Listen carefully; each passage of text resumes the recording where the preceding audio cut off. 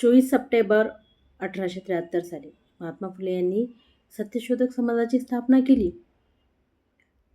तिच्या मागचा हेतू असाच होता की ज्या चालीरीती, रूढी परंपरा ज्या सुरू आहेत त्या चुकीच्या होत्या. त्यांनी हिंदू धर्माला चुकीचं नाही बोललेलं, त्यामध्ये सुरू असलेल्या चुकीच्या चालीरीतींना त्यांनी विरोध केला. त्यांनी विवाह ज्या प्रकारे होतात, त्यांनी स्त्रियावर ज्या प्रकारे अन्याय होतात त्यांच्या विरुद्ध आवाज उठवला. सतीप्रथा होती, विधवा पुनर्विवाह नव्हता, तर त्याबद्दल त्यांनी आवाज उचललेला होता. त्यासाठी त्यांनी सत्यशोधक समाजाची स्थापना केली.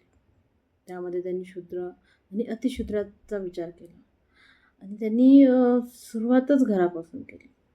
त्यांनी सावित्रीबाई फुले यांना शिकवलं की जेव्हा स्त्रियांना शिक्षण हे अलाउडच नव्हतं, अशा वेळेस अशा परिस्थितीत समाजाचा विरोध पत्करून त्यांनी स्त्रियांना शिकवण्याचा विडा उचलला. कारण शिक्षण हे एकमेव असं गोष्ट आहे की ज्यापासून आपल्याला शिक्षणामुळे बुद्धी प्राप्त होते, नॉलेज. त्याच्यामुळे चूक की बरोबर ह्या दोन गोष्टी समजतात. जिथे हे समजतं की ही गोष्ट चुकीची आहे, जिथे बुद्धिप्रामाण्यवाद येतो, जिथे आपण तर्क करू शकतो, जिथे आपण प्रश्न विचारू शकतो की नाही ही गोष्ट आपण करतोय तर त्याच्या मागचं कारण काय, वैज्ञानिक दृष्टिकोन आहे का त्याला, की ही रूढी परंपरा चालतच आलेली आहे त्यामुळे करतो. आपण स्त्रियांना प्रत्येक वेळेस कोणत्या ना कोणत्या कारणाने आपण बांधत आलेलो. लिटरली मी बांधणे हा शब्द बोलते का, कारण पूर्वी आपल्यावर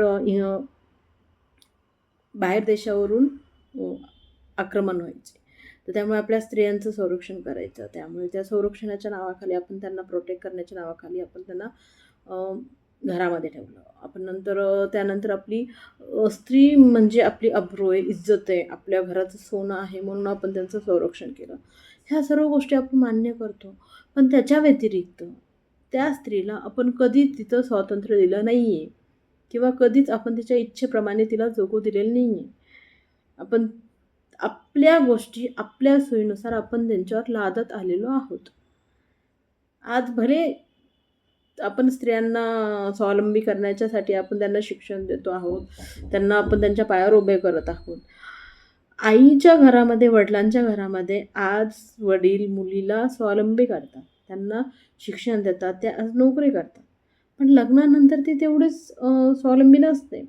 ती ॲज बायको, ॲज अ सून, एक आई म्हणून जेव्हा तिच्यावर त्या जबाबदाऱ्या येतात तेव्हा त्या गोष्टीला कुठेतरी मर्यादा येऊन जाते, तिच्या स्वातंत्र्याला कुठेतरी एक अडथळा येऊन जातो.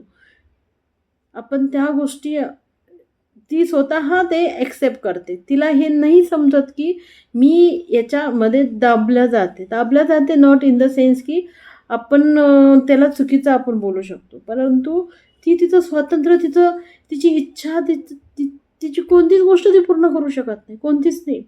इवन तिला एक जी आईकडे ती जी बागडते, नाचते, ते सुद्धा लग्नानंतर नाही करू शकत ती.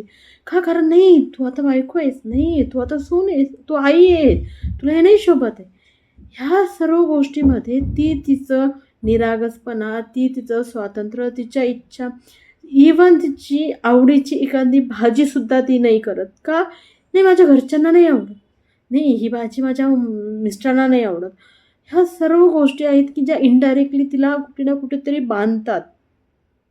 आणि एखादी स्त्री याच्या पुढे जाऊन जेव्हा ती वागते तेव्हा आपण तिला बोलतो की अरेकडे हिला काही लाजच नाही राहिली, ही एकदम उद्धट झाली, हिला काही संस्कारच नाही दिले. आपण तिच्या आईवडिलांच्या संस्काराबद्दल बोलून तिला परत डॉमिनेट करतो. म्हणजे संविधानाने आपल्याला एवढा अधिकार दिलेला आहे, कायद्याने अधिकार दिलेला आहे, तरीसुद्धा आपल्याला तो अधिकार घेता येत नाही. भारतीय संविधानामध्ये मूलभूत कर्तव्यामध्ये एक गोष्ट क्लिअरली मेन्शन केलेली आहे, ती म्हणजे जी रूढी परंपरा स्त्रीचा अपमान करते, ती रूढी परंपरा करता येणार नाही किंवा चालवण्यात येणार नाही. तरी सर्रास आज कित्येक अशा रूढी परंपरा आहेत की ज्यामध्ये स्त्रियांचा अपमान होत असतो. त्यासाठी मी बोलते की आपण आपला सन्मान राखा. तुम्ही तुमच्या जबाबदाऱ्या पार पाडा. तुमच्यामध्ये खूप शक्ती आहे. तुम्ही सर्व रोल एकदम छानपणे निभावू शकता. पण सर्वात मेन रोल आहे स्वतःबद्दल स्वतःशी एकनिष्ठ राहणं. स्वतःचा आनंद, स्वतःच्या इच्छा, स्वतःचा स्वाभिमान जपणं.